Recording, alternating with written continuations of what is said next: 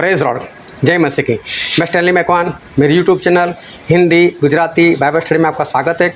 मेरे चैनल को आज अभी इसी वक्त आप सब्सक्राइब कर लीजिए और परमेश्वर के ज्ञान में आप बढ़ते जाओ। यूफ्रेटिस फरात नदी वो अभी सूख रही है और तकरीबन 80% तक सूख गई है और इसका कारण ये है कि बाइबल की एक भविष्यवाणी है और उस जगह पर एक आखिरी लड़ाई होने वाली, इस दुनिया की आखिरी लड़ाई वो फरात नदी के किनारे पर जो हरमगिद्दो नाम की जगह है, जिसको आर्मागेडन भी कहते हैं, वहाँ पर ये लड़ाई होने वाली है। ये आखिरी लड़ाई है इस संसार की, उसके बाद कोई लड़ाई नहीं होने वाली और ये लड़ाई डायरेक्ट प्रभु यीशु के साथ होने वाली। वहाँ पर दो पार्टी होगी, एक प्रभु यीशु और प्रभु यीशु के लोग और सामने की ओर शैतान और शैतान के लोग। लेकिन उस वक्त उस फाइट में, उस लड़ाई में आप कौन सी पार्टी में होगे? प्रभु यीशु के साथ होगे या शैतान के साथ? जाहिर है आप प्रभु यीशु के साथ रहना पसंद करोगे, लेकिन किस तरह से आप प्रभु यीशु की सेना में हो सकते हो और क्या करोगे कि आप शैतान की सेना में होगे, वो जानने के लिए मेरे साथ इस वीडियो में अंत तक बने रहो।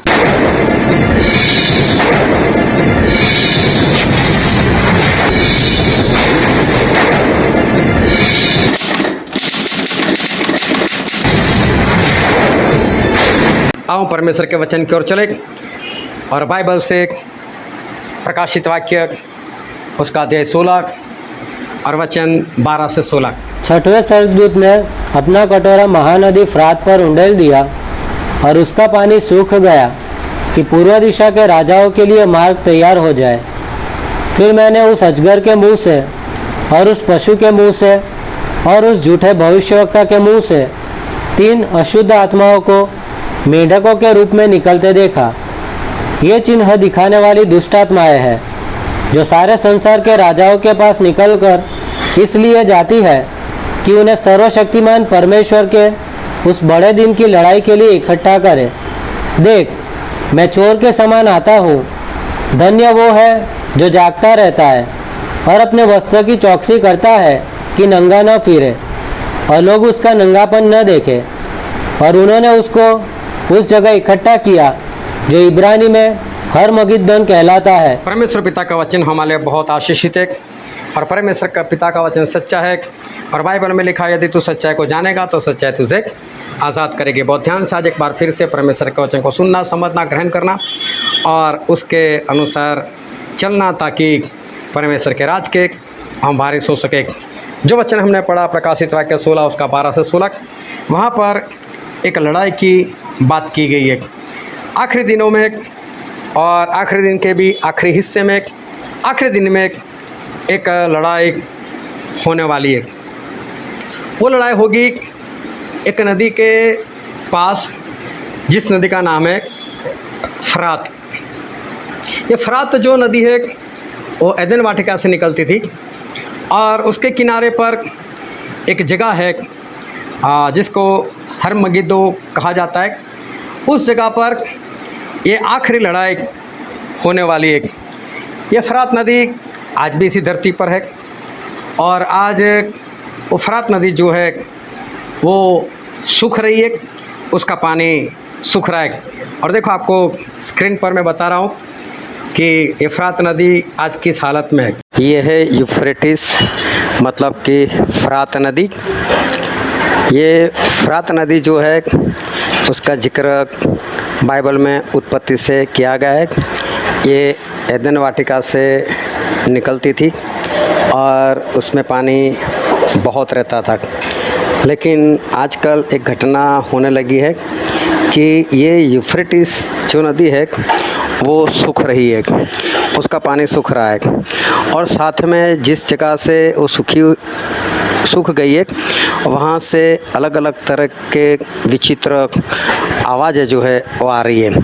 और देखो, मैं आपको एक वीडियो दिखाता हूँ, उसमें सारी बातें आपको दिखाई देगी।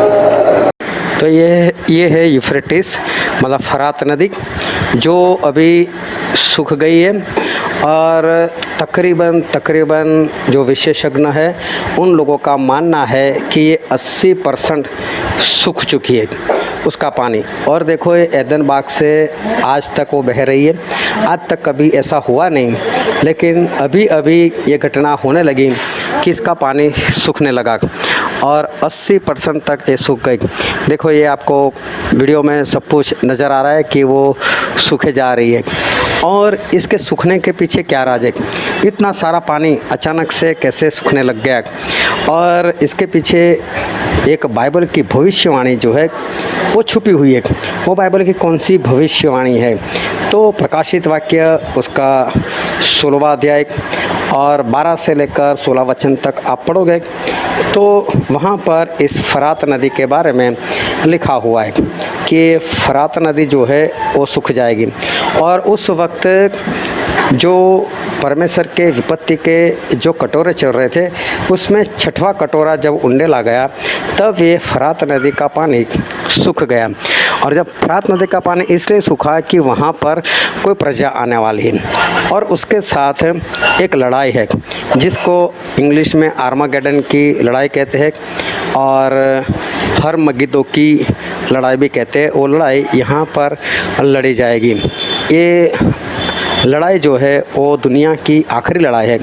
उसके बाद प्रभु यीशु का साम्राज्य, उनका राज्य वो इस धरती के ऊपर 1000 साल का शुरू होने वाला है। 1000 साल से पहले ये आखिरी लड़ाई ये यूफ्रेटिस नदी के पास हरमगिद्दो में होने वाली है।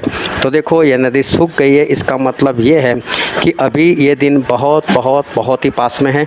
हम अंतिम दिन के भी अंतिम हिस्से में पहुंच चुके, इसलिए अपने आप को तैयार करो प्रभु से के दूसरे आगमन के लिए ताकि आप बचाए जाओ। परमेश्वर आपको आशीष दे। आमीन। हालेलुया। तो ये जो फरात नदी है वो भी सूख चुकी है 80% तक। और जब एंटी क्राइस्ट का राज चल रहा था और उसमें परमेश्वर अपनी विपत्तियाँ एक के बाद डाल रहे थे। और अगर परमेश्वर की विपत्तियाँ देखो तो सबसे पहले परमेश्वर ने मुहरें खुलना शुरू किया। 7 मुहरें खुलती है, उस मुहरों के बीच में 7 नरसिंगे आते हैं। उस 7 नरसिंगों के बीच में ये 7 कटोरे आते हैं। और इस 7वां कटोरा जब उंडेला जाएगा तब तो प्रभु यीशु का आगमन इस धरती के ऊपर हो चुका होगा, उनका राज्य स्थापित हो चुका होगा। लेकिन उससे पहले जो 6वां कटोरा है उसमें ये बात है जो हमने बाइबल में पढ़ी। तो 6वां कटोरा जब उंडेल दिया जाएगा तब ये आखिरी लड़ाई वो होने वाली है। 7वें कटोरे और 6वें कटोरे के बीच में, उसके 6वें कटोरे के आखिरी दिन में ये लड़ाई है। लेकिन लड़ाई हमेशा 2 पार्टियों के बीच में होती है, कम से कम 2 पार्टी होती है। यहाँ पर भी 2 पार्टी है जिनके बीच में ये लड़ाई होने वाली है। और इस लड़ाई के बाद प्रभु यीशु इस धरती के ऊपर अपना पैर रखेंगे और 1000 साल का राज उनका शुरू होने वाला है। तो जब प्रभु यीशु पहले बादलों के ऊपर आएंगे और जब बादलों के ऊपर आएंगे तो बाइबल में एक वचन हम पढ़ते हैं जो है पहला थेसलोनिकी उसका 4था अध्याय और वचन 14। क्योंकि यदि हम विश्वास करते हैं कि यीशु मरा और जी भी उठा तो वैसे ही परमेश्वर उन्हें भी जो यीशु में सो गए हैं उसे के साथ ले आएगा। यहाँ पर लिखा है कि जो मसीह में सो चुके वो भी प्रभु यीशु उनको लेकर आएंगे। अभी जब हम ये वचन देख रहे हैं तो एक बात दिमाग में रखना कि प्रभु यीशु का दूसरी बार आना उसी दिन ये लड़ाई है। एफ्रात नदी के किनारे हरमगिद्दो में जो लड़ाई होने वाली है वो लड़ाई उसी दिन है जिस दिन प्रभु यीशु आने वाले। तो 2 पार्टी होगी, उसमें एक पार्टी वो प्रभु यीशु की है और जितने लोग प्रभु यीशु में मर चुके उनको प्रभु यीशु अपने साथ लेकर आएंगे। चलो भाई हमको भी लड़ाई करने के लिए जाना है। तो समझ लो एलिया है, एलीसा है, फिर हो सकता है आपका कोई रिश्तेदार हो जो प्रभु में सो चुका हो, प्रभु में मर गया हो। तो वो सारे लोग प्रभु यीशु उनको लेकर आएंगे, चलो लड़ाई के लिए जाना है। वो लोग भी जो प्रभु यीशु में मर चुके, वो सारे भी प्रभु यीशु की पार्टी में है। और कौन होगा प्रभु यीशु की पार्टी में? और आगे एक वचन पढ़ते हैं, पहला कुरिन्थियों उसका 15 अध्याय और उसका 52 और 53 वचन। और यह क्षण भर में पलक मारते ही अंतिम तुरही फूंकते ही होगा, क्योंकि तुरही फूंकी जाएगी और मुर्दे अविनाशी दशा में उठाए जाएंगे और हम बदल जाएंगे। क्योंकि अवश्य है कि यह नाशवान देह अविनाश को पहन ले और यह मरणहार देह अमरता को पहन ले। अभी प्रभु यीशु आएंगे तो जो मर चुके प्रभु में उनको साथ लेकर आएंगे, तो उनके आत्मा है, तो आत्मा आएंगे और अपने अपने कब्रों में जाएंगे और वहाँ से अविनाशी होकर उठेंगे। अविनाशी मतलब ऐसा शरीर धारण कर कर उठेंगे कि जिस शरीर को हम बोलेंगे आत्मिक शरीर, ये लहू और मांस का नहीं होगा। ऐसा शरीर जिसको कभी कोई बीमारी नहीं लगेगी, जो कभी बूढ़ा नहीं होगा, जो कभी थकेगा नहीं, ऐसा एक शरीर धारण करते हुए प्रभु के लोग जो प्रभु में सो गए थे वो उठेंगे। और उस वक्त जो प्रभु में है और जिंदा है वो भी रूपांतरित हो जाएंगे, उनको भी नया शरीर मिलेगा। अगर हम जिंदा है उस दिन और प्रभु में भी है तो क्या होगा कि ये शरीर हमारा बदल जाएगा, हम भी उन्हीं की तरह अविनाशी शरीर धारण करेंगे। और यही बात एक बार फिर हम पढ़ते हैं पहला थेसलोनिकी उसका 4 अध्याय 16 और 17 वचन। क्योंकि प्रभु आप ही स्वर्ग से उतरेगा, उस समय ललकार और प्रधान दूत का शब्द सुनाई देगा और परमेश्वर की तुरही फूंकी जाएगी और जो मसीह में मरे हैं वे पहले जी उठेंगे। तब हम जो जीवित और बचे रहेंगे उनके साथ बादलों पर उठा लिए जाएंगे कि हवा में प्रभु से मिले, और इस रीति से हम सदा प्रभु के साथ रहेंगे। यहाँ पर जो लिखा है तो आप समझ लो कि ये सारे प्रभु यीशु की पार्टी में लड़ाई का दिन है। प्रभु यीशु आए, जो लोग प्रभु में मर चुके थे उनकी आत्माओं को प्रभु यीशु लेकर आए और उस आत्मा ने अविनाशी शरीर को धारण किया। पौलुस यहाँ थेसलोनिका की कलीसिया को बोलते हैं, अगर जितने हम जिंदा है हम भी बदल जाएंगे और हम भी उनके साथ ऊपर चले जाएंगे। तो जितने प्रभु यीशु में मर चुके और जितने प्रभु यीशु में जिंदा है वो सारे उस लड़ाई में प्रभु यीशु की पार्टी में होंगे। तो दो पार्टी के बीच में लड़ाई है, उसमें एक तो प्रभु यीशु है, दूसरे जो प्रभु यीशु में मर चुके वो, और जो जिंदा है और प्रभु में है तो वो लोग प्रभु यीशु की पार्टी में। अभी समझ लो प्रभु यीशु बादलों पर आए, जो आत्मा मर चुकी थी वो उन्होंने अविनाशी शरीर धारण किया, जो जिंदा थे प्रभु में थे उन लोगों ने भी अविनाशी शरीर को धारण किया। ये सभी लोग साथ में उस बादलों के ऊपर चले गए। अब बाकी जो थे वो इसी धरती पर है। अभी बाकी जो लोग बचे वो सारे अभी इस धरती पर ही है और प्रभु यीशु अभी भी उस बादलों के ऊपर है और जितने उनकी पार्टी में है वो भी सारे वहीं पर है बादलों के ऊपर। अभी नीचे कैसे लोग बचे? ये दूसरी पार्टी के लोग जो भी बच गए वो दूसरी पार्टी के लोग। आज आपको तय करना है कि मैं कौन सी पार्टी में होऊंगा, इसलिए ध्यान से समझना कि नीचे कैसे लोग बचे। तो जो एंटी क्राइस्ट के लोग हैं ना वो बचे, मतलब एंटी क्राइस्ट का राज आ चुका था, उसने अपनी मुहर निकाली थी और उसने अपनी मूर्ति बनाई थी। जिन लोगों ने उसकी पूजा की होगी, जिन लोगों ने मसीह के विरोधी की मुहर ली होगी, वो सारे अभी नीचे, उन सभी को भी दिखाई देता है यीशु आ चुके, लड़ाई का दिन है, आखिरी दिन है, उनको भी मालूम है। उनको ऐसा लगता है कि हम लड़ेंगे, शैतान हमारे साथ है और हम जीत जाएंगे, एंटी क्राइस्ट हमारे साथ है और हम जीत जाएंगे, ऐसा उनको लगता है। लेकिन एक बात ध्यान से समझ लो, उस वक्त उस धरती के ऊपर सामने वाली पार्टी में, मतलब एंटी क्राइस्ट की पार्टी में, मसीह के लोग, विश्वासी लोग भी हैं। उस वक्त कई विश्वासी लोग वो मसीह के विरोधी की पार्टी में वो लोग होंगे। कैसे लोग होंगे? एक बार प्रभु ने बोला था कि एक राजा था, उसने अपने बेटे का खाना रखा था शादी का। वो राजा मतलब पिता परमेश्वर, जिस बेटे की शादी का खाना था वो प्रभु यीशु, जो कन्या है दुल्हन है वो हम है कलीसिया वाले। और उसमें जिन लोगों को बुलाया गया था उसमें एक इंसान ऐसा था जिसे शादी के कपड़े नहीं पहने थे। और शादी के कपड़े मतलब कि समझ लो आज्ञाकारी दर्शाते, जो प्रकाशित वाक्य 19:8 में लिखा है।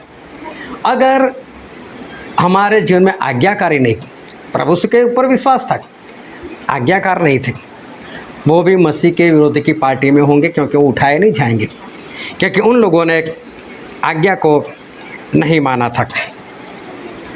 फिर प्रभु उसने एक दृष्टांत और दिया था 10 कंवारियों का। उसमें से 5 मूर्ख थी, उनके पास आखिरी दिन में तेल खत्म हो गया था, और तेल मतलब पवित्र आत्मा। तो ऐसे लोग भी होंगे जो विश्वासी थे, आज्ञाकारी भी थे, लेकिन आखिरी दिनों में उन्होंने किसी तरह से पवित्र आत्मा को दुखी किया होगा और पवित्र आत्मा को खो दिए थे। वो लोग भी रह गए, और वो लोग भी वहाँ पर प्रभु यीशु के विरोध में एंटिक्राइस्ट की पार्टी में प्रभु यीशु के साथ लड़ने के लिए वो लोग हैं। फिर प्रभु यीशु ने एक दृष्टांत और दिया था, मेरा वापस आना एक व्यापारी के समान है, जिसने अपने नौकर को बुलाकर एक को 5 सिक्के दे, एक को 2, एक को 1 दिया। जो एक वाला था उसने कोई काम नहीं किया, आलसी बना रहा, बैठा रहा, एक भी आत्मा नहीं जीता। और उस वक्त ऐसे लोग भी होंगे जिन्होंने एक आत्मा भी नहीं जीता है, और इस कारण वो लोग भी एंटिक्राइस्ट की पार्टी में हैं। वो लोग नहीं उठाए जाएंगे, वो लोग एंटिक्राइस्ट की पार्टी में। फिर प्रभु से बोलते, उस दिन कई लोग मुझसे ऐसा कहेंगे कि प्रभु हमको क्यों नरक में डाल रहे, हमने तो आपके नाम से भूत प्रेत निकाले थे, हमने तो आपके नाम से भविष्यवाणी की थी, सामर्थ्य के काम किए थे। लेकिन प्रभु उसने बोला, लेकिन मैं उनको बोल दूंगा, एक कुकर्म करने वालों, मैं तुम्हें नहीं पहचानता। मत्ती 7:21-23 में ये बात लिखी है। ऐसे लोग भी होंगे जिन्होंने प्रभु यीशु के नाम से भविष्यवाणी की थी, भविष्यवाणी पूरी भी हुई थी। जिन लोगों ने प्रभु यीशु के नाम से भूत प्रेत निकाले थे, जिन लोगों ने प्रभु यीशु के नाम से सामर्थ्य के काम किए थे, लेकिन खुद के अंदर आज्ञाकारी नहीं थी। उनके अंदर प्रभु प्रभु तो करते थे, लेकिन प्रभु का कहा हुआ ये लोग नहीं करते थे। उनको जो वरदान मिला था उस वरदान से लोगों ने काम तो किया, लेकिन घमंड में पड़े रहे, और इस कारण ऐसे लोग भी उस वक्त एंटिक्राइस्ट की पार्टी में होंगे।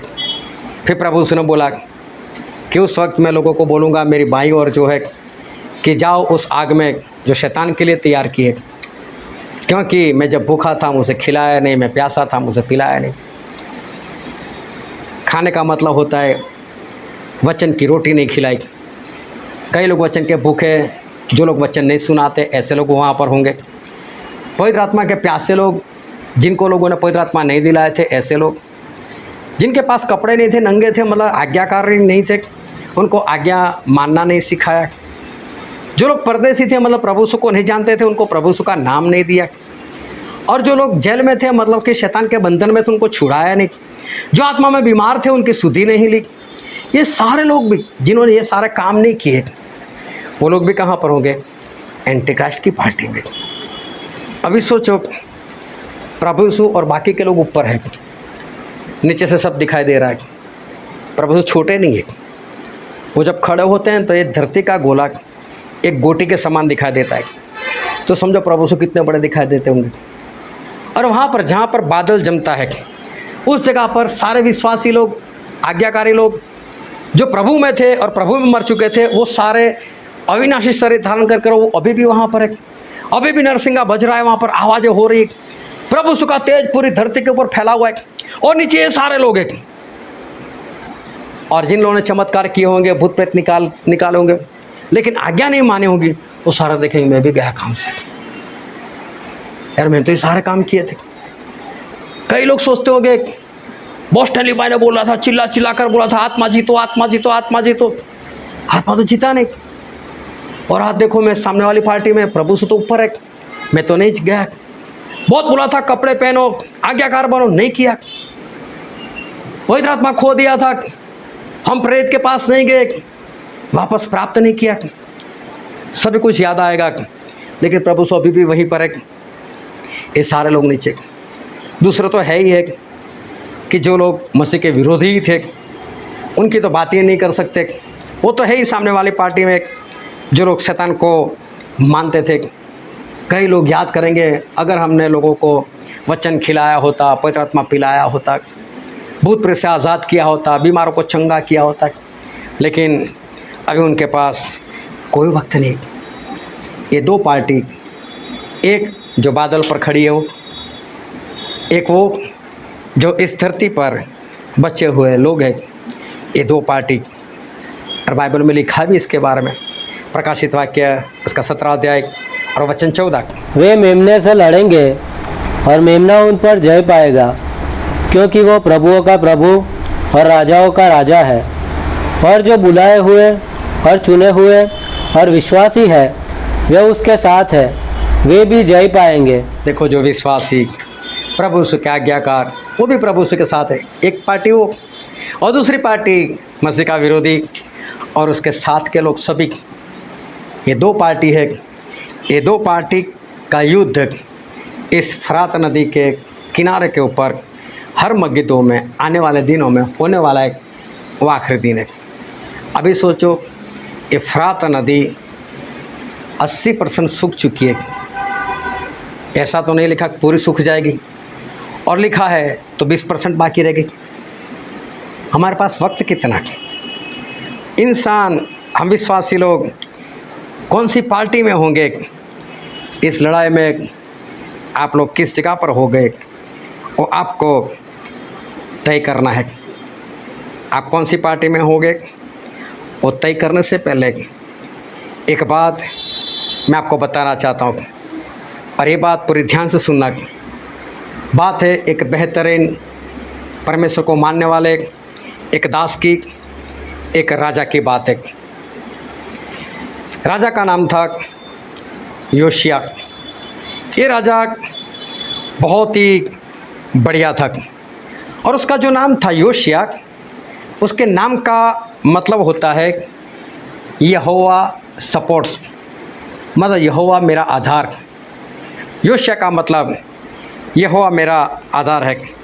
और ये योशिया परमेश्वर में बहुत बढ़िया चले, बहुत बढ़िया चले। जब वो राज करने के लिए बैठे थे सिंहासन के ऊपर, तब उनकी आयु थी सिर्फ 8 साल। 8 साल की आयु में योशिया वो राज करने लगे। और बाइबल में एक वचन पढ़ते हैं, दूसरा इतिहास उसका 34वां अध्याय और 1, 2, 3 वचन।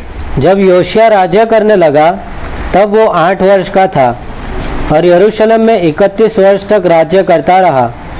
उसने वो किया जो यहोवा की दृष्टि में ठीक है, और जिन मार्गों पर उसका मूल पुरुष दाऊद चलता रहा उन्हीं पर वो भी चलता रहा। और उससे न तो दाहिनी ओर मुड़ा और न बाईं ओर। वह लड़का ही था, अर्थात उसको गद्दी पर बैठे 8 वर्ष पूरे भी न हुए थे कि अपने मूल पुरुष दाऊद के परमेश्वर की खोज करने लगा। और 12वें वर्ष में वह ऊंचे स्थानों और अशेरा नामक मूरतों को और खुदी और डली हुई मूरतों को दूर करके यहूदा और यरूशलेम को शुद्ध करने लगा। देखो, ये राजा सिर्फ 8 साल की आयु में दाऊद के अंश में आया था, और ये राजा इतना अच्छा था कि 8 साल की आयु में तो राज्य करने लग गया। इतना ही नहीं, इतनी ही उम्र में, अभी तो समझ लो उसके खेलने कूदने की उम्र है, तभी से देखो उसने काम कैसे किए। मंदिर को शुद्ध करने का शुरू कर दिया, पूरे इज़राइल को शुद्ध करने का शुरू कर दिया, और खुद भी शुद्ध होने लगा। और चारों ओर जो मूर्तियाँ थी उस सभी मूर्तियों को उसने निकाल दिया, और परमेश्वर में बहुत बढ़िया ये योशिया चलने लगे।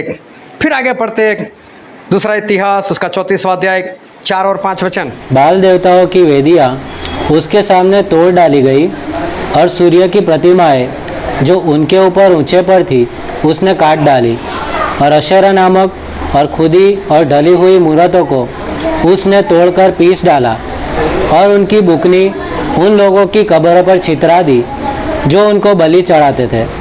उनके पुजारियों की हड्डियाँ उसने उन्हीं की वेदियों पर जलाई। यूँ उसने यहूदा और यरूशलेम को शुद्ध किया। देखो, योशिया ने यहूदा को, इज़राइल को किस तरह शुद्ध किया।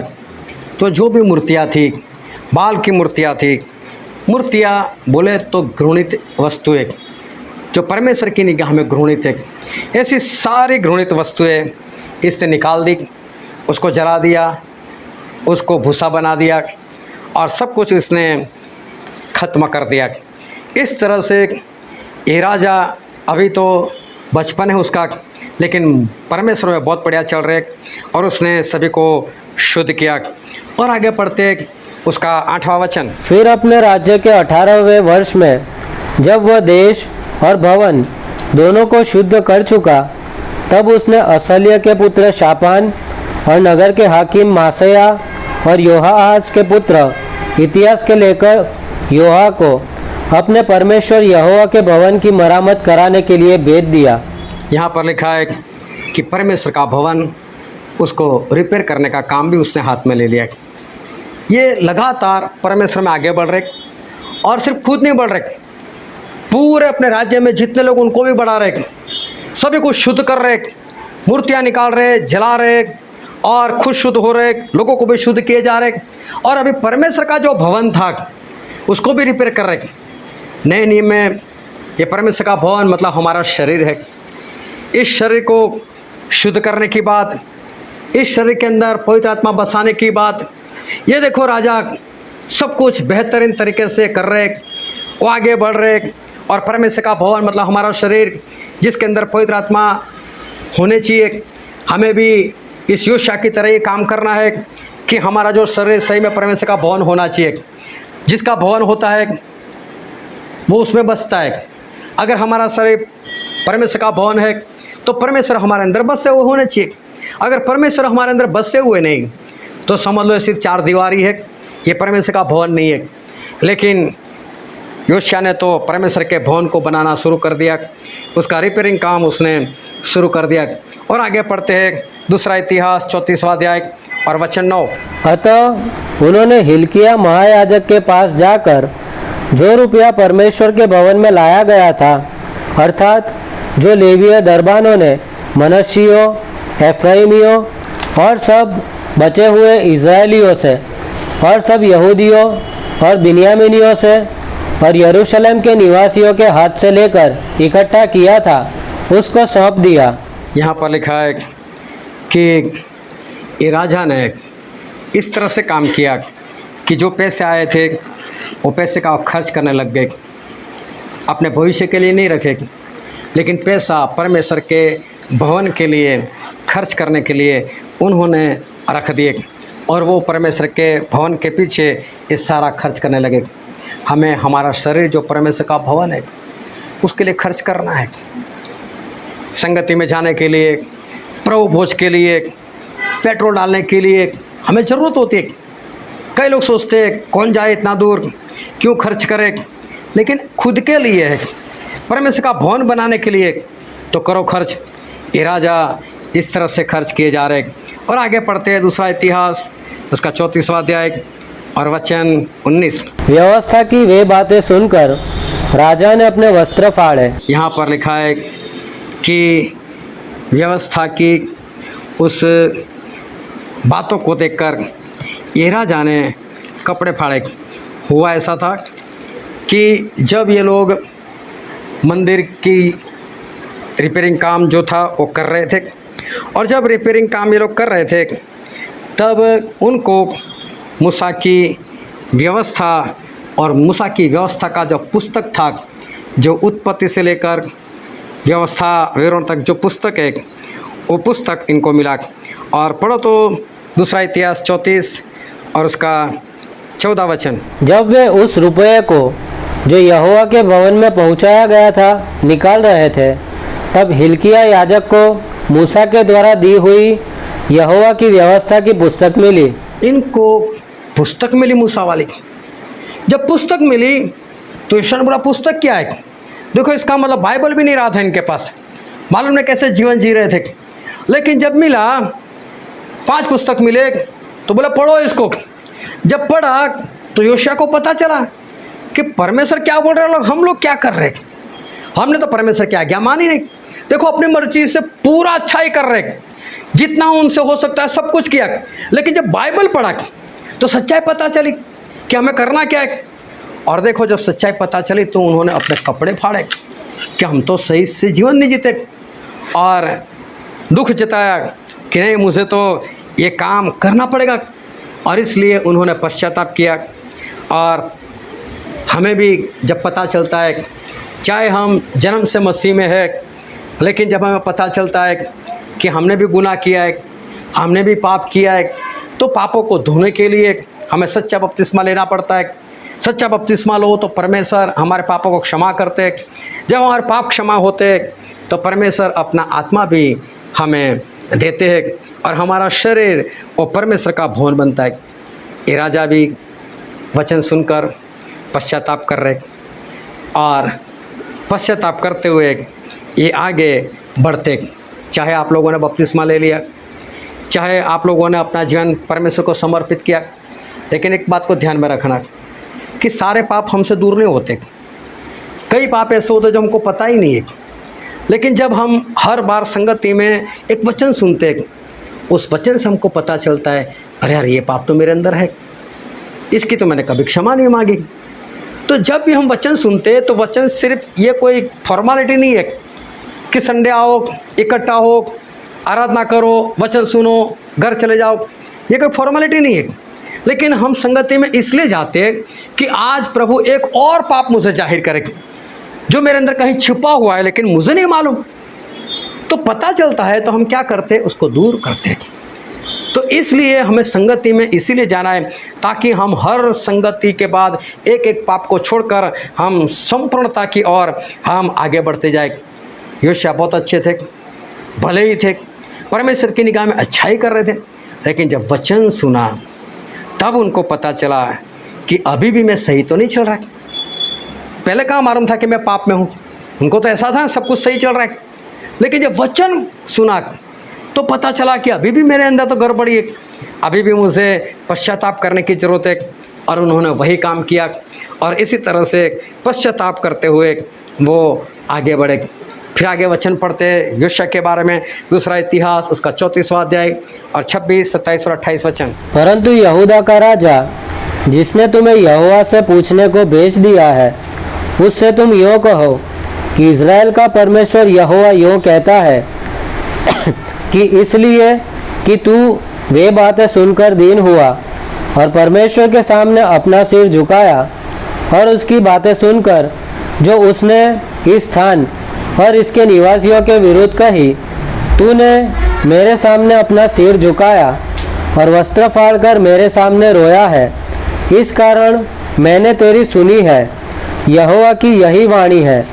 सुन, मैं तुझे तेरे पुरखाओं के संग ऐसा मिलाऊंगा कि तू शांति से अपनी कब्र को पहुंचाया जाएगा, और जो विपत्ति मैं इस स्थान पर और इसके निवासियों पर डालना चाहता हूँ, उससे तुझे अपनी आंखों से कुछ भी देखना न पड़ेगा। हालेलुया। जब ये लोग आज्ञा नहीं मान रहे थे, पुस्तक ही नहीं था, आज्ञा नहीं मानेंगे क्योंकि पुस्तक नहीं था तो जानेंगे कैसे, जानते नहीं थे तो आज्ञा नहीं मानते थे। जब ये बात चल रही थी तो परमेश्वर का क्रोध इनके ऊपर भड़का हुआ था और परमेश्वर ने सोचा मैं इनके ऊपर विपत्तियाँ लाऊंगा। लेकिन तभी योशिया राजा बने, योशिया आगे बढ़ने लगे और योशिया को पुस्तक भी मिली। जैसे योशिया को पुस्तक मिली, देखो क्या उनसे पहले कोई राजा नहीं हुए थे, उनको ये पुस्तक क्यों नहीं मिली थी? क्योंकि वो परमेश्वर के भवन में जाते नहीं थे, खोजबीन करते नहीं थे। तो परमेश्वर क्या करते हैं, जब हम लोग सच्चाई से और आत्मा से चलना चाहते हैं तो परमेश्वर हमें एक सही संगति दिखा देते हैं। यहाँ पर जाओ, यहाँ पर सही वचन तुम्हें सुनने को मिलेंगे। लेकिन जो आगे नहीं बढ़ना चाहता, जिसको सही वचन चाहिए ही नहीं, उसको सही संगति कभी नहीं मिलती।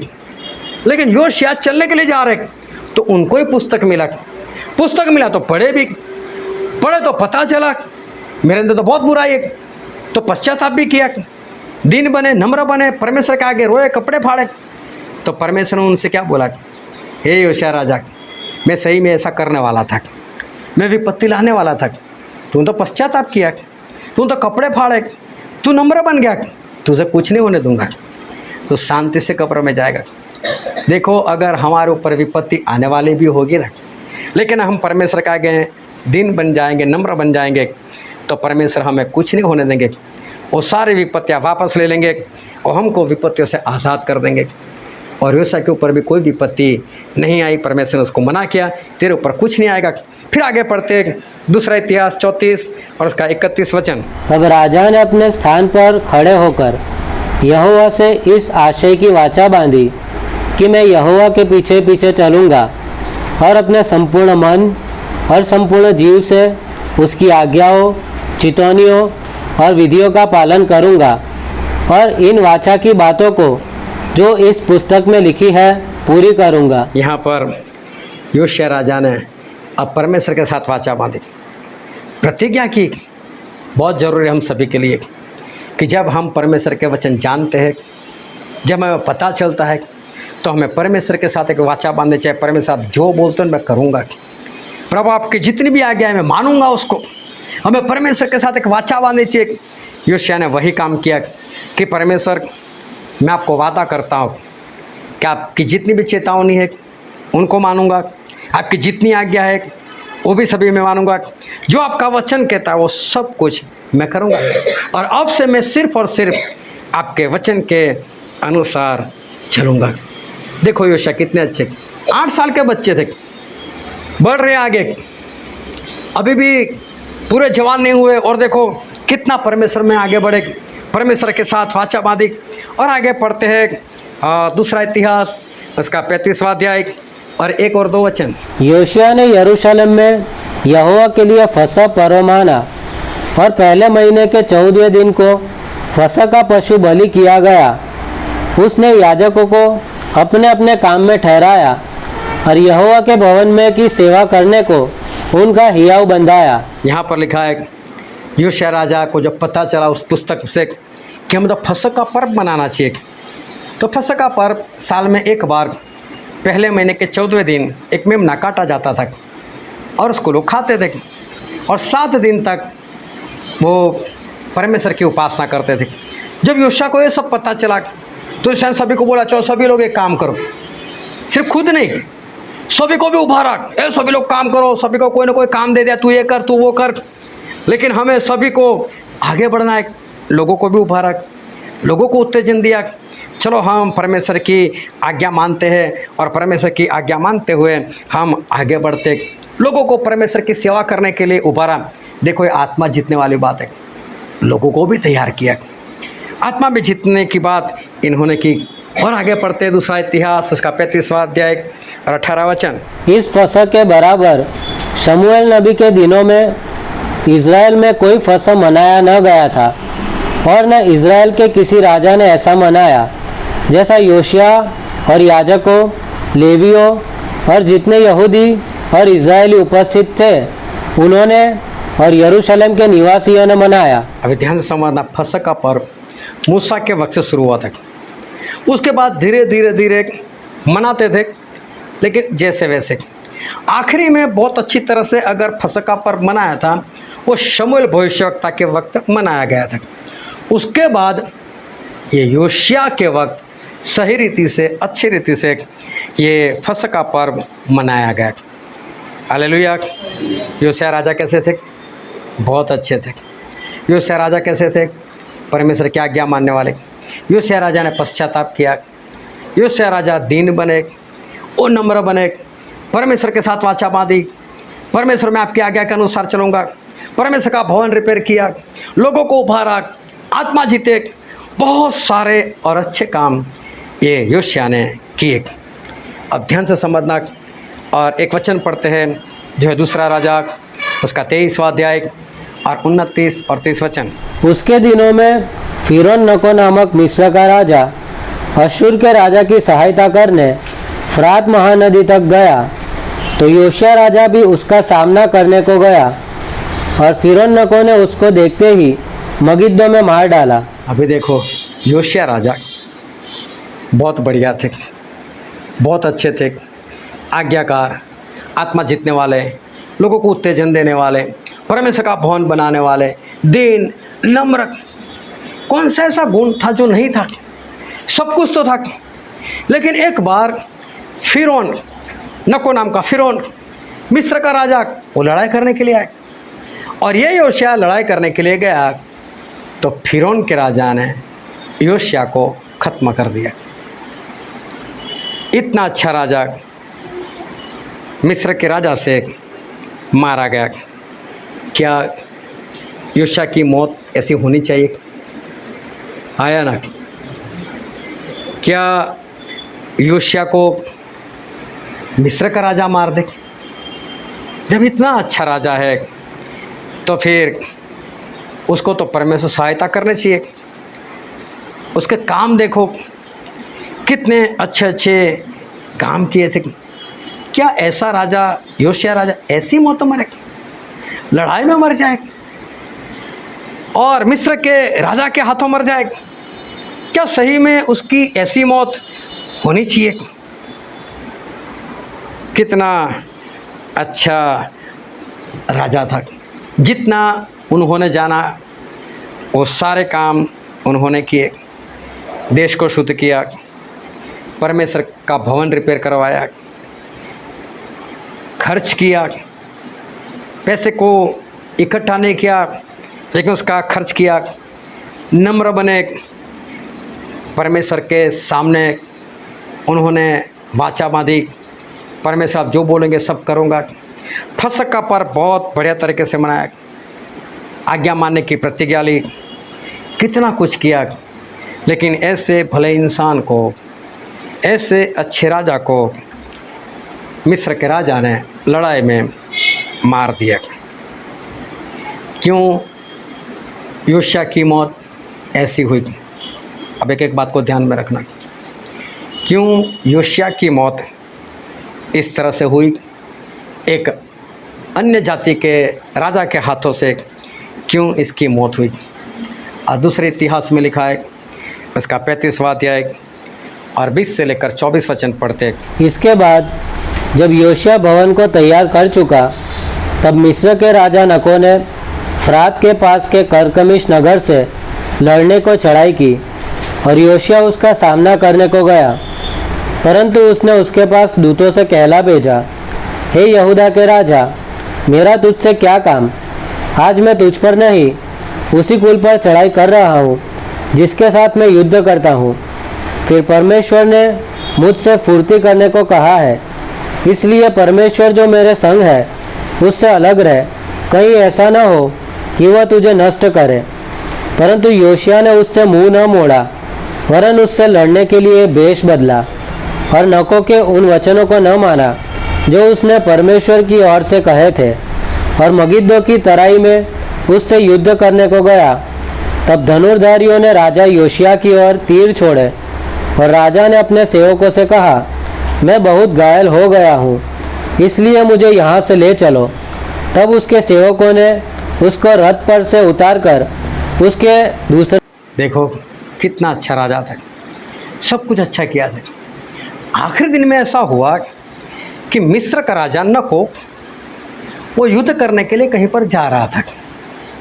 अभी ये जो था योशिया, वो भी घमंड में चल पड़ा, मैं मिस्र के राजा को मार कर आता हूँ। तो मिस्र के राजा को पता चला योशिया मुझे मारने के लिए आ रहा है, तो बोला, ये योशिया, मेरा तेरे साथ कोई लेना देना नहीं, मैं तेरे साथ युद्ध करने के लिए नहीं आ रहा, मैं तो तेरा भी जो विरोधी है, वो तेरा भी जो दुश्मन है, उसके साथ मैं तो लड़ाई करने के लिए जा रहा हूँ। तो क्यों आता है मेरे सामने? और दूसरी बात, तेरा परमेश्वर, ए योशिया, तेरा परमेश्वर वही मेरा परमेश्वर। ये मिस्र के राजा का कहने का मतलब है कि परमेश्वर ने, मतलब जो तेरा परमेश्वर, मैं उसी परमेश्वर की बात कर, उस परमेश्वर ने मुझे बुलाए, उतावली कर, जाकर उस राजा को खत्म कर दे। और इसलिए योशिया तू चला जा, तू बीच में मत आ, तेरे साथ लड़ाई नहीं है, तेरे दुश्मन के साथ मेरी लड़ाई है। योशिया को तो ये बोलना चाहिए था मिस्र के राजा को, चल मैं भी तेरे साथ आता हूँ। और क्या लिखा है, योशिया ने नहीं माना। क्या नहीं माना? फिरौन के मुंह से, मिस्र के राजा के मुंह से निकले हुए परमेश्वर के वचन को नहीं माना। तू मुझसे कौन होता है कहने वाला? मैं इतना आगे बढ़ा हूँ, मैंने इतना खर्च किया है, मैंने भवन बनाया है, मैंने परमेश्वर के साथ वाचा बांधी।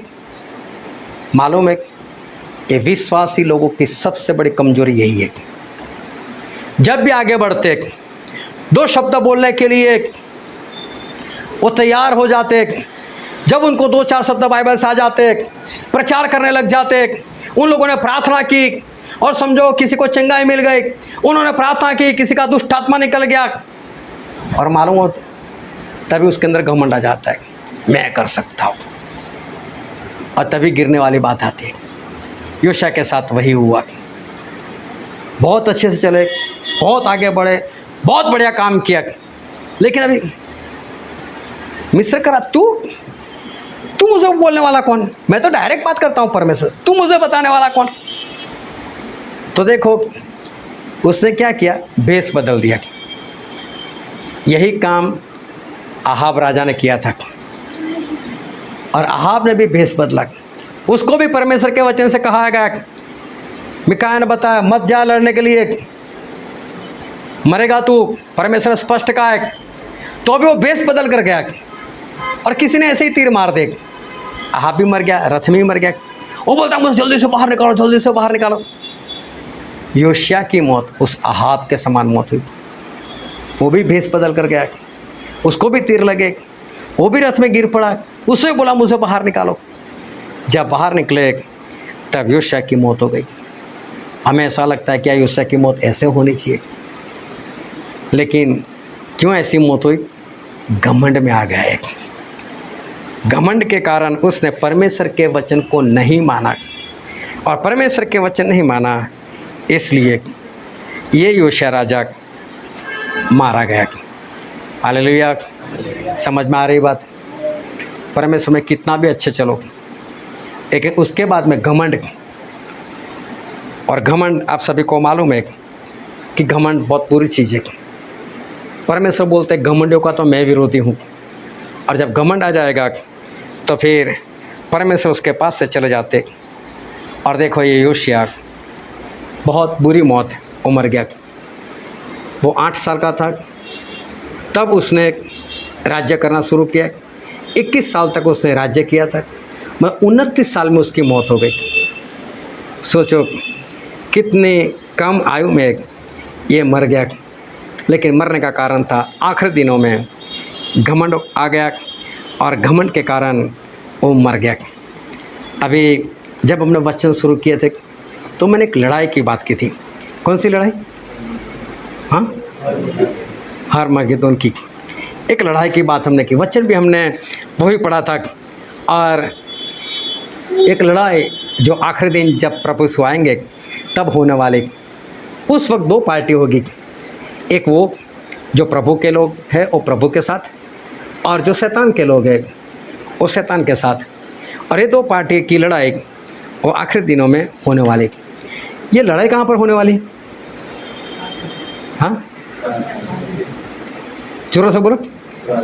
फरात नदी में। जगह का नाम क्या है? जो वचन हमने पढ़ा था प्रकाशित वाक्य उसका 16 अध्याय, उसका 16 वचन पढ़ो। और उन्होंने उसको उस जगह इकट्ठा किया जो इब्रानी में हरमगिद्दोन कहलाता है। हाँ, कहाँ पर होने वाली लड़ाई? हरमगिद्दोन में ये लड़ाई होने वाली। और ये जगह कहाँ पर आई हुई है? सब कुछ पढ़ा है हमने। ये लड़ाई कहाँ पर है? ये जगह कहाँ पर आई हुई है? हाँ, जोरों से बोलो तो मुझे सुनाई तो दे, तो मुझे पता चले कोई सच बोल रहा है झूठ बोल रहा है। फरात नदी के पास। चलो उसका 12 वचन पढ़ो। 6वें स्वर्गदूत ने अपना कटोरा महानदी फ्रात पर उंडेल दिया, और उसका पानी सूख गया कि पूर्व दिशा के राजाओं के लिए मार्ग तैयार हो जाए। तो फरात नदी जो है वो फरात नदी के किनारे पर एक जगह आई है, वो जगह है हरमगिद्दो, और वहाँ पर ये लड़ाई होने वाली है आखिरी दिन। और मैंने एक बात की बीच में योशिया की। योशिया कहाँ पर मर गए? दूसरा इतिहास 35 का 20 पढ़ो तो। इसके बाद जब योशिया भवन को तैयार कर चुका, तब मिस्र के राजा नको ने फ्रात के पास करकमिश नगर से लड़ने को चढ़ाई की, और योशिया उसका सामना करने को गया। परंतु उसने उसके पास दूतों से कहला भेजा, हे यहूदा के राजा, मेरा तुझसे क्या काम? आज मैं तुझ पर नहीं, उसी कुल पर चढ़ाई कर रहा हूँ जिसके साथ मैं युद्ध करता हूँ। परंतु योशिया ने उससे मुंह न मोड़ा, वरन उससे लड़ने के लिए भेष बदला, और नको के उन वचनों को न माना जो उसने परमेश्वर की ओर से कहे थे, और मगिद्दो की तराई में उससे युद्ध करने को गया। मगिद्दो में ये योशिया भी मर गया। हालेलुया। ये कौन सी जगह है जहाँ पर आखिरी लड़ाई होने वाली है? आखिरी लड़ाई में जीतेगा कौन? प्रभु यीशु, और प्रभु यीशु के साथ जितने लोग हैं। हरमगिद्दो में मरेगा कौन? जो परमेश्वर के विरोध में है, जो परमेश्वर के पीछे अच्छे से नहीं चलते, वो सारे उस मगिद्दो में मरने वाले। पर ये योशिया राजा, इतना अच्छा राजा, इतना बढ़िया राजा, परमेश्वर के वचन के अनुसार चलने वाला राजा, परमेश्वर के साथ वाचा बांधने वाला, परमेश्वर आपकी मर्जी, आपकी आज्ञा, आपकी चेतावनी के अनुसार मैं चलूँगा, जैसा आप बोलते हैं वैसा ही मैं करूँगा। ऐसा राजा जिसने परमेश्वर का भवन बनाया था, जो नम्र बना था, जो रोया था, जिसने अपने कपड़े फाड़े थे, जिसने फसह का पर्व बनाया था, सब कुछ तो अच्छा किया था पूरी ज़िंदगी में। लेकिन अच्छा करते करते करते जब आगे बढ़ा और तब उसके अंदर आ गया घमंड। मैं इतना अच्छा राजा, मैं परमेश्वर में चलने वाला राजा, और देखो उसको घमंड आ गया और वो वहीं पर मगिद्दो में मारा गया। आप कितना भी अच्छा जीवन जियो, सारा जीवन अच्छे से जियो, परमेश्वर की आज्ञाकारी करते हो जियो, लोगों को उभारो, कुछ भी करो, लेकिन अगर आखिरी दिनों में घमंड आए, ये परमेश्वर को पसंद नहीं। मालूम है, शैतान का सबसे बड़ा हथियार ये घमंड है। लोग व्यभिचार समझते, लेकिन सबसे बड़ा शैतान का हथियार घमंड है। अगर कोई इंसान कहीं से नहीं फंसेगा तो ये आखिरी और सबसे बड़ा हथियार शैतान का घमंड वो इस्तेमाल करता है। मालूम है, शैतान पहले पवित्र था, और शैतान कैसे बना? जब उसके अंदर क्या आया? घमंड। तो घमंड ने तो एक पवित्र इंसान को शैतान बना दिया ना। तो शैतान को शैतान बनाने वाला कौन था? घमंड। तो घमंड तो शैतान का भी बाप है ना। जब शैतान से काम नहीं चलता तो शैतान अपने बाप को भेजता है, जा। और ये बहुत बुरी बात है कि ज़्यादातर मसीही लोग आगे बढ़कर इस घमंड के अंदर फंस जाते हैं, आगे बढ़ते हैं और वो लोग फंस जाते हैं। योशिया के साथ यही हुआ कि योशिया वो आखिरी दिनों में घमंड में आ गए, और घमंड के कारण वो शैतान की सेना में चले गए, और उसी जगह जहाँ पर लड़ाई होने वाली, उसी मगिद्दो में उनकी लाश पड़ी, वो मर गए। अब आखिरी दिनों में हमारी लड़ाई है, लेकिन लड़ाई में दो पार्टी है। एक पार्टी प्रभु यीशु की है, एक पार्टी एंटी क्राइस्ट की है।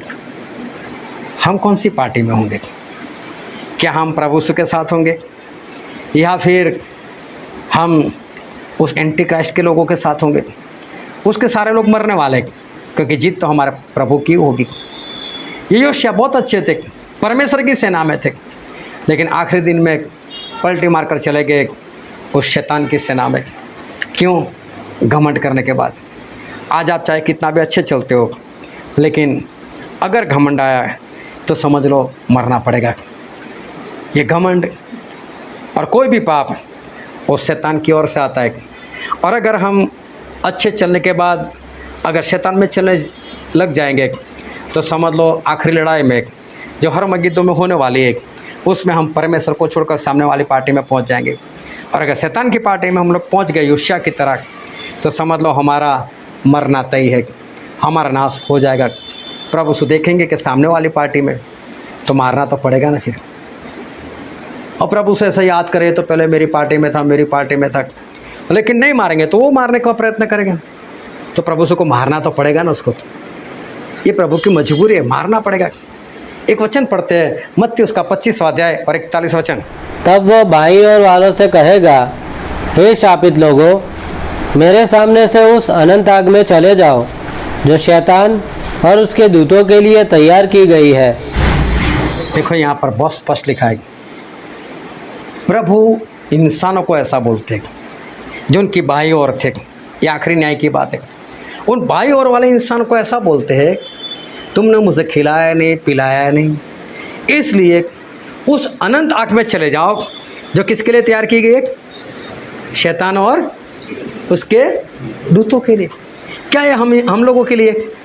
क्या नरक हमारे लिए बनाया गया? तो नरक किसके लिए बनाया गया? शैतान के लिए, उसके दूतों के लिए। लेकिन अभी उसकी पार्टी में जाकर बैठ जाए तो प्रभु यीशु को डालना तो पड़ेगा ना। डाला भी ना भाई, और कौन थे? शैतान कहाँ था? उसको तो कब से डाला हुआ है, उसको तो परमेश्वर ने 1000 साल पहले ही बंद कर दिया था, बाहर निकाल कर फिर उसको तो डाल दिया। तो सोचो कि भाई और थे कौन? ये इंसान थे, ऐसे लोग थे कि जो प्रभु यीशु को नहीं मानते थे, लेकिन शैतान की सेना में चले गए। चाहे नरक शैतान के लिए बनाया था, उसके दूतों के लिए बनाया था, लेकिन अगर इंसान सही से ना चले तो परमेश्वर को डालना तो पड़ेगा। परमेश्वर सोचेंगे यार तुम्हारे लिए नहीं बनाया था मैंने, तू कहाँ बीच में आ गया जाने के लिए? ये करना तो पड़ेगा ना। परमेश्वर देखेंगे कि मेरी लड़ाई तो एंटीक्राइस्ट के साथ है, उसके लोगों के साथ है, तू कहाँ बीच में आ गया? लेकिन करना तो पड़ेगा ना। क्या योशिया के साथ मिस्र के राजा की लड़ाई थी? सारे वचन हमने पढ़े ना। क्या मिस्र का राजा योशिया को मारने के लिए आया था? नहीं आया था। बीच में कौन गया? योशिया गया।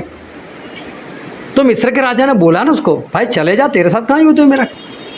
तेरा दुश्मन वो मेरा दुश्मन है, इसका मतलब मैं तो तेरा साथी हूँ।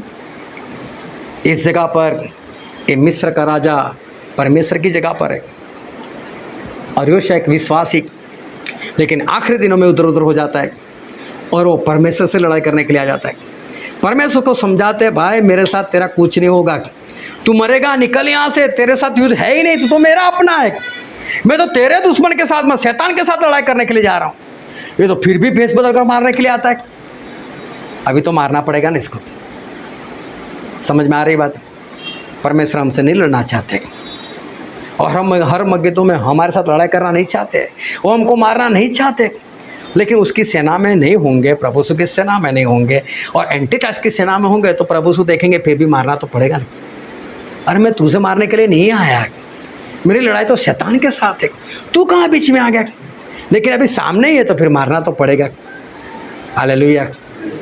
नर्क तो परमेश्वर ने हमारे लिए बनाए नहीं, लेकिन हम बीच में कूद पड़ते हैं, चलो चल जाना है, काम ऐसे करते हैं, शैतान की सेना में बैठ जाते हैं, तो परमेश्वर क्या करेंगे?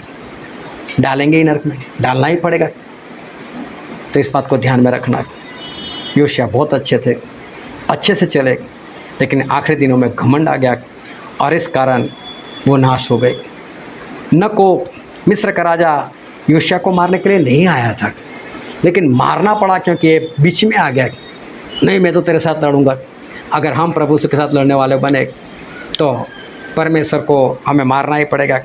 इस बात को ध्यान रखना कि हम कितना भी अच्छा चले, लेकिन शैतान वाली बात करेंगे तो फिर हमारा नाश होगा।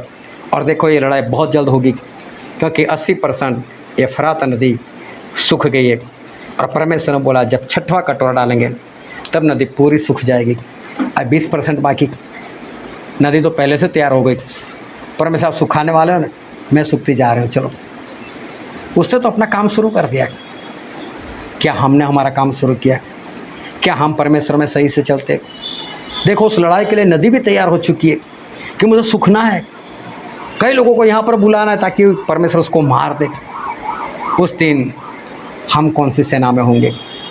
ऊपर होंगे परमेश्वर के साथ उस बादलों के ऊपर, या फिर नीचे एंटीक्राइस्ट के लोगों के साथ? उसकी जीत कभी होगी नहीं, क्योंकि हमारे परमेश्वर राजाओं के राजा है, वो प्रभु के प्रभु है। ये आखिरी लड़ाई है, उसके बाद और कोई लड़ाई नहीं है। वो लड़ाई आने से पहले अपने आप की जगह परमेश्वर के साथ कर दो, परमेश्वर में अच्छे से चलो, ताकि हर मगिदों की लड़ाई में हमें मरना ना पड़े, लेकिन हम विजयवंत हो जाएं। हालेलुया। आओ हम सभी अपनी आँखों को बंद करें, अपने मस्तकों को प्रभु से आगे झुकाए। मेरे प्रियो, अभी हमारे परमेश्वर हमारे बीच में है और ये वक्त है कि हम अपने आप को जांचें, हम अपने आप को परखें। आखिरी दिन की आखिरी लड़ाई है ही है और उस फरात नदी के किनारे पर हर मगिदो नाम की तराई में ये लड़ाई होने वाली है। 2 पार्टी है, एक प्रभु यीशु की पार्टी जो उस बादलों के ऊपर होकर लड़ेगी और एक नीचे एंटीक्राइस्ट के लोग, वो प्रभु यीशु से लड़ने के लिए आज जाने वाले। लेकिन अपने आप को जांचो, अपने आप को परखो कि आज मेरे काम कैसे है। क्या आज मैं परमेश्वर की आज्ञा मान रहा हूँ? क्या आज मैं परमेश्वर के वचन के अनुसार जीवन जी रहा हूँ? क्या आज मैं परमेश्वर का हूँ? क्या आज मैं उनकी दुल्हन की तरह बेदाग हूँ? मेरे अंदर कोई कलंक नहीं? अपने आप को जांचो, अपने आप को परखो। हमें अपने आप को तैयार करना है कि ताकि हम परमेश्वर की सेना में रहे। अपने आप को तैयार करो, अपने आप को परखो।